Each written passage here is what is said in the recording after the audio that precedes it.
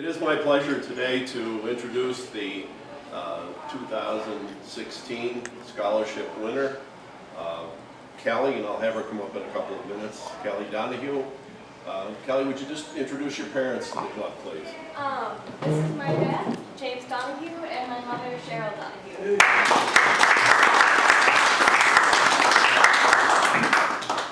Callie is a student at the Rochester Institute of Technology.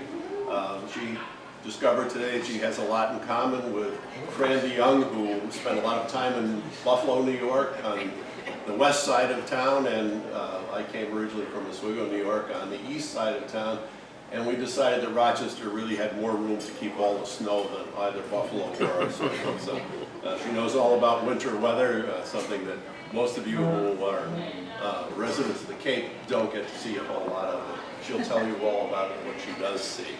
But before that, as a biotechnology major, Callie actually started very actively working in the science field when she was in high school in Falmouth. I have a recommendation from the head of the science department that was one of the most glowing recommendations I've ever received from anyone in support of a student. I'd like to mention and maybe reveal some facts that you may or may not want us to all know about. Callie is completely funding her own education. And when you're talking about a university that is in excess of $50,000 a year, it's no small feat for any student. But Callie is number 8 in the birth order of 10 children. So that does present a pretty big price tag on college education. And except for the 2 younger members who are still in high school, is that correct? Ben just graduated. Oh, Ben just graduated. They're all of her siblings are college bound. So that's a very tribute to Mr. and Mrs. Donahue. Callie, I have to pull out one of my old chestnuts that I use on most of the students. What happened to the 400ths of a point on your GPA? At 396, she missed that 4.0 by 400ths of a point. And her high school career was just a tad less than that, but at the college level, she is carrying an extremely impressive list of courses, and her grades are a testimony to her hard work. In addition to the fact she has been working at 2 jobs all during college, during the academic year. She mentors younger students. She has been involved in a number of research projects. She, I believe, is or is about to be published with your bio professor. And Next year. Next year, okay.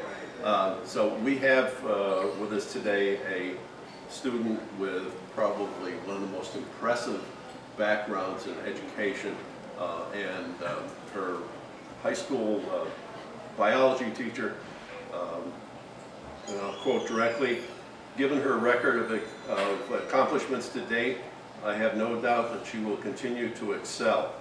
And this was the chairman of the science department of Falmouth High School. Callie, would you come up, please, and Alan, make the presentation. Callie, it's my distinct pleasure to give this token of your outstanding achievement academically and as a person. And from my personal point of view, it's just so refreshing to see a young person do such an outstanding job academically, socially, and within the community. Thank you very much. Thank you so much.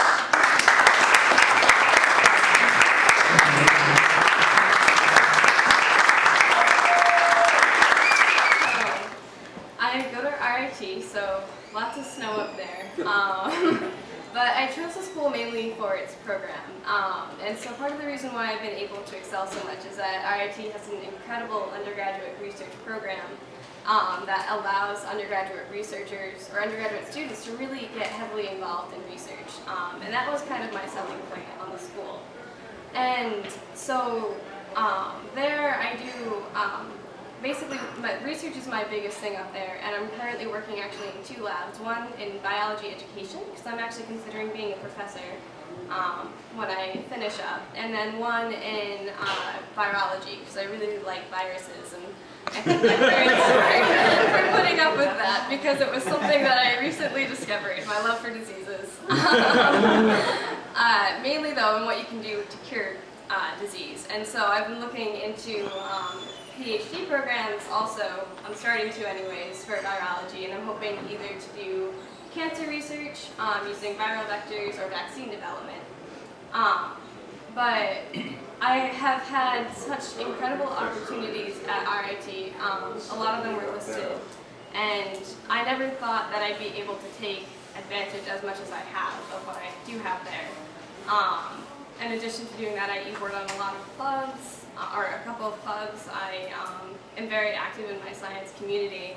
And when I got my financial aid package this year, I panicked because I thought I would not be able to continue. I thought I'd have to transfer to maybe a state school and lose that undergraduate opportunity that I had there, and I was so incredibly worried. The first thing I did was call my parents and ask what should I do. Marched down to the financial aid office, was able to get a little bit more aid, but not enough. And so when I found out that I got the Rotary Club scholarship, I almost cried. I actually found out at work and on a break, and I kind of just bounced up and down for a little while because you guys just gave me the opportunity to continue this, and I can't be more thankful for everything that you have given me. So thank you so much for letting me keep my education and letting me keep on the path that my biology teacher set me on my junior year of high school. Thank you.